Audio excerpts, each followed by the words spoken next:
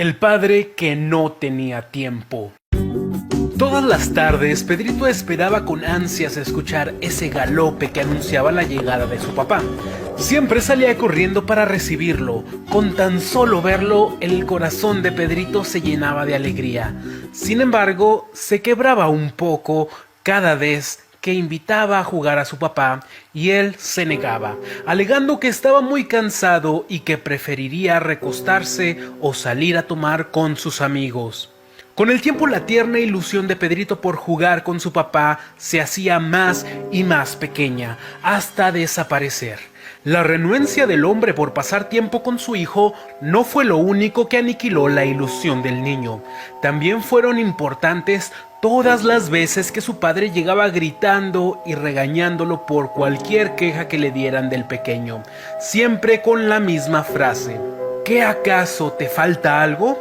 ¿Qué no ves que me mato todo el día trabajando para darte lo que necesitas? Mira nada más a tus compañeros, ya quisieran ellos tener todos los juguetes que yo te compro y tú no valoras nada. Con los años, Pedrito se convirtió en Pedro, un exitoso ingeniero que con orgullo decía que todo se lo debía a don José, su padre, quien con su esfuerzo le permitió ser el primer profesional de su familia y además le enseñó el valor del trabajo duro. Tras una larga lucha contra el cáncer, la madre de Pedro falleció. Su esposo, don José, ya no se sentía bien viviendo solo en la enorme granja que había construido con sus propias manos. La soledad era insoportable, por lo que decidió por fin aceptar la oferta que desde siempre le había hecho Pedro para que se fuera a vivir con él. Pedro vivía solo con su hija Blanca de 7 años. Tenía 2 años de divorciado, aunque en realidad su vida no cambió mucho, pues tanto durante como después de su matrimonio, su prioridad siempre fue el trabajo. Don José llegó a la enorme casa de su hijo una bella tarde donde los rayos de sol golpeaban con intensidad, pero esa sensación veraniega contrastaba con la frescura que se percibía en el interior del hogar, mismo que estaba lleno de lujos y comodidades. Incluso le habían contratado una enfermera de tiempo completo para que a don José no le hiciera falta nada. A pesar de todo esto, lo que más emocionaba al abuelo era que por fin tendría oportunidad de convivir con su hijo y su nieta, lo cual anhelaba con el alma, pues la soledad cada vez era un peso mayor sobre su cansado pecho. Siempre que Blanquita estaba en casa, don José aprovechaba para jugar y platicar mucho con ella, pero a su hijo Pedro prácticamente no lo veía, pues cuando no estaba de viaje, llegaba a altas horas de la noche y los días de descanso prefería irse al club a relajarse o salir con sus amigos y amigas.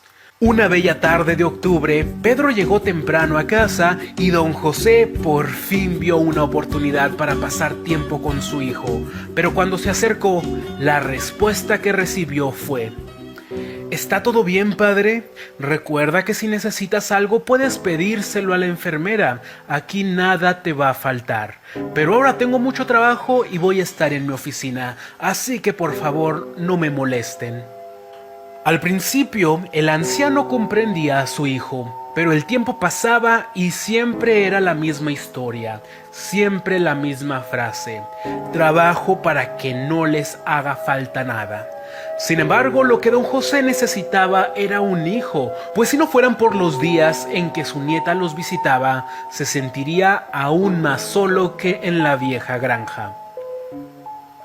Una mañana don José estaba muy molesto, pues su hijo ni siquiera se dio tiempo de desayunar con él y con Blanca.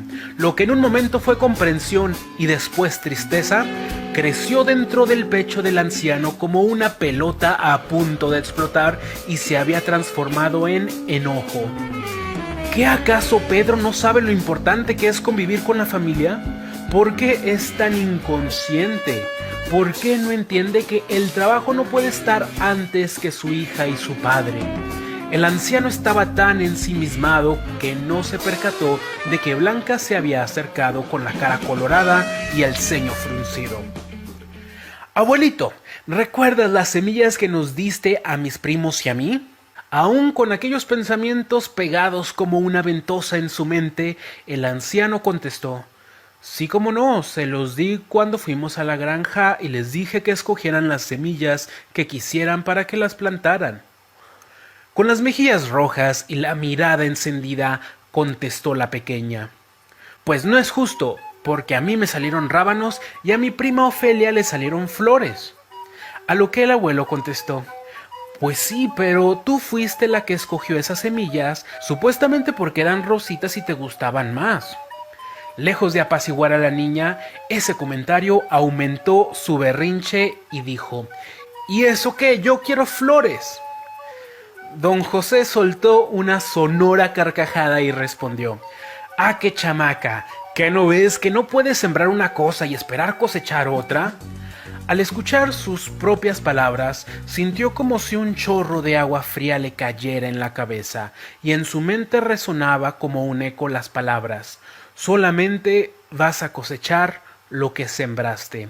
Y recordó todas aquellas veces que se negó a jugar con Pedrito, todas aquellas veces que prefirió salir con sus amigos que llegar temprano a casa, todas aquellas veces que dejó a un lado las cenas familiares para trabajar hasta tarde.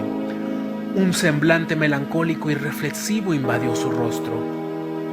La confusión desplazó la rabieta de Blanca, quien, después de ver por unos segundos el cambio repentino en la expresión de su abuelo, preguntó: ¿qué te pasa, abuelito?